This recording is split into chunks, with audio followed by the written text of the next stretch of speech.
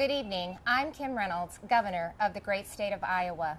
Like you, I just watched the President's address. I listened as the governor of our state, as a mom and a grandmother of 11 who's worried our country is on the wrong track. We're now 1 year into his presidency, and instead of moving America forward, it feels like President Biden and his party have sent us back in time to the late 70s and early 80s. When runaway inflation was hammering families, a violent crime wave was crashing our cities, and the Soviet Army was trying to redraw the world map. Even before taking the oath of office, the president told us that he wanted to, quote, make America respected around the world again, and to unite us here at home. He's failed on both fronts. The disastrous Afghanistan withdrawal did more than cost American lives. It betrayed our allies and emboldened our enemies. North Korea is testing missiles again at an alarming rate. The Speaker of the House recently warned our Olympic athletes not to speak out against China. And now Russia has launched an unprovoked, full-scale military invasion of Ukraine, an attack on democracy, freedom, and the rule of law. Now all Americans must stand united in solidarity with the brave people of Ukraine as they courageously defend their country against Putin's tyranny as they fight for their freedom. But we shouldn't ignore what happened in the run-up to Putin's invasion, waiving sanctions on Russian pipelines while eliminating oil production here at home, focusing on political correctness rather than military readiness, reacting to world events instead of driving them. Weakness on the world stage has a cost, and the president's approach to foreign policy has consistently been too little, too late. It's time for America to once again project confidence. It's time to be decisive. It's time to lead. But we can't project strength abroad if we're weak at home. And that's what I want to discuss with you tonight. The President and Democrats in Congress have spent the last year either ignoring the issues facing Americans or making them worse. They were warned that spending trillions would lead to soaring inflation. They were told that their anti-energy policies would send gas prices to new heights, but they plowed ahead anyway, raising the price at the pump by 50% and pushing inflation to a 40-year high. 4 decades ago, when our nation was last reeling from inflation, I was a young working mom just starting out. My husband Kevin worked days while I watched our girls, and then we would literally switch. We would pass in the yard as he was coming home, and I was leaving to work evenings at the local grocery store. From across that checkout counter, I saw the pain of inflation on my neighbors' faces. I saw what happens when prices rise faster than wages. The Biden administration believes inflation is a, quote, high-class problem. I can tell you, it's an everybody problem. I saw moms and dads' paychecks buy them less and less. I watched working people choose which essentials to take home and which ones to leave behind. And now President Biden's decisions have a whole new generation feeling that same pain. When I took the oath of office 5 years ago, I promised Iowans that I would never lose sight of who I was working for, that I wouldn't become detached from the problems they were facing, from the problems that I had faced myself. But you don't have to check groceries to see what high inflation does to people. You just need to step outside of the DC bubble. Talk to Americans about what's on their mind. Ask them, what are your concerns? What keeps you up at night? And they'll tell you. And I can tell you what's not on that list. They won't tell you that spending trillions more and bankrupting their children is the answer to their problems. They won't tell you that we should be paying people not to work. And they certainly won't tell you that we should give billions in tax giveaways to millionaires and billionaires in Democrat-controlled states like California, New York, and New Jersey. But that's what the Biden administration has been pushing for over the last year. And that's all part of Build Back Better. Thankfully, the president's agenda didn't pass because even members of his own party said enough is enough. Well, the American people share that view.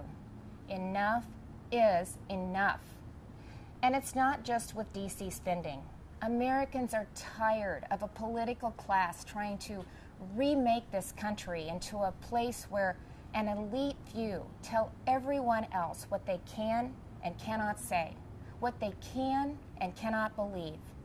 They're tired of people pretending the way to end racism is by categorizing everybody by their race. They're tired of politicians who tell parents they should sit down, be silent, and let government control their kids' education and future. Frankly, they are tired of the theater, where politicians do one thing when the cameras are rolling and another when they believe you can't see them. Where governors and mayors enforce mandates but don't follow them. Where elected leaders tell their citizens to stay home while they sneak off to Florida for sun and fun. Where they demand that your child wear a mask, but they go maskless. So you've heard the excuses. They were just holding their breath. But it's the American people who are waiting to exhale, waiting for the insanity to stop. We now live in a country where violent crime is out of control. Liberal prosecutors are letting criminals off easy, and many prominent Democrats still want to defund the police. You know, it seems like everything is backwards. The Biden administration requires vaccines for Americans who want to go to work or protect this country, but not for migrants who illegally cross the border. The Department of Justice treats parents like domestic terrorists, but looters and shoplifters roam free. The American people are left to feel like they're the enemy. This is not the same country it was a year ago. The president tried to paint a different picture tonight, but his actions over the last 12 months don't match the rhetoric. It's not what he promised when he took office. But it doesn't have to be that way. There is an alternative. Across the nation, Republican governors and legislators are showing Americans what conservative leadership looks like, what it means to respect the people we serve, to hear them out, to stand up for them and walk alongside them. We know that our problems require bold action, but we also know that bold action doesn't have to mean government action. It's Americans making their own decisions for their own families and future. Republican governors face the same COVID-19 virus head-on. But we honored your freedoms and saw right away that lockdowns and school closures, they came with their own significant cost, that mandates weren't the answer. And we actually listened to the science, especially with kids in masks and kids in schools. What happened and is still happening to our children over the last 2 years is unconscionable. Learning loss, isolation, anxiety, depression. In so many states, our kids have been left behind, and so many will never catch up. That's why Iowa was the first state in the nation to require that schools open their doors. I was attacked by the left, I was attacked by the media, but it wasn't a hard choice. It was the right choice. And keeping schools open is only the start of the pro-parent, pro-family revolution that Republicans are leading in Iowa and states across this country. Republicans believe that parents matter. It was true before the pandemic, and it has never been more important to say out loud. Parents matter. They have a right to know and to have a say in what their kids are being taught.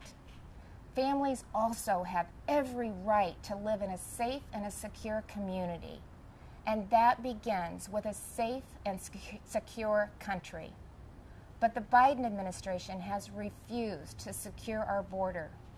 They've refused to provide the resources to stop human trafficking, to stop the staggering influx of deadly drugs coming into our neighborhoods. They've refused to protect you. With Texas and Arizona leading the way, I, along with Republican governors from several states, have sent resources to the border. And we've actually gone to the border, something that our president and vice president have yet to do since taking office. On the economy, the contrast couldn't be more stark. While Democrats in D.C. are spending trillions, sending inflation soaring, Republican leaders around the country are balancing budgets and cutting taxes, because we know that money spent on Main Street is better than money spent on bureaucracy. Today, I signed legislation that eliminates Iowa's tax on retirement income and sets our tax rate at 3.9%. That's less than half of what it was just 4 years ago. And it shouldn't come as a surprise that out of the top 20 states with the lowest unemployment rates, 17 have Republican governors. Republicans may not have the White House, but we're doing what we can to fill the leadership vacuum. And on the issues that are affecting Americans, Republicans are leading. We're standing up for parents and kids. We're standing up for life. We're keeping our communities safe and thanking those in uniform. We're fighting to restore America's energy independence, and that includes biofuels. We're getting people back to work, not paying them to stay home. Most of all, we're respecting your freedom. Behind me stands Iowa's Capitol, where we display our state motto: our liberties we prize and our rights we will maintain. And those aren't just empty words. It's a belief that the greatness of this state and this country lies in our people, not government. You shouldn't have to wake up every morning and worry about the next thing the government is going to do to you, your business, or your children. If we as elected leaders are doing our job, then the government is working well, but operating in the background. It's supporting the ingenuity and spirit of our people, not drowning them out. It's keeping them safe, not restricting their freedom. That's what I believe, that's what Republicans believe, and that's what Republicans are doing. I am so blessed to be the governor of Iowa, where people are humble, hardworking, and patriotic. We take care of each other. And yes, we are, as they say, Iowa nice. But you don't have to be from Iowa to see that those are the values of America at its best. All of America. Over the last few years, I've put my faith in Iowans, and they haven't let me down. I encourage this president to do the same, to put his faith in you, the American people, who have never wavered in your belief in this country, regardless of who leads it. Because you know, you've shown that the soul of America isn't about who lives in the White House. It's men and women like you in every corner of this nation who are willing to step up and take responsibility for your communities, for your neighbors, and ultimately for yourselves. By that most important measure at least, the state of our union is indeed strong. Thank you, God bless you, and God bless the United States of America.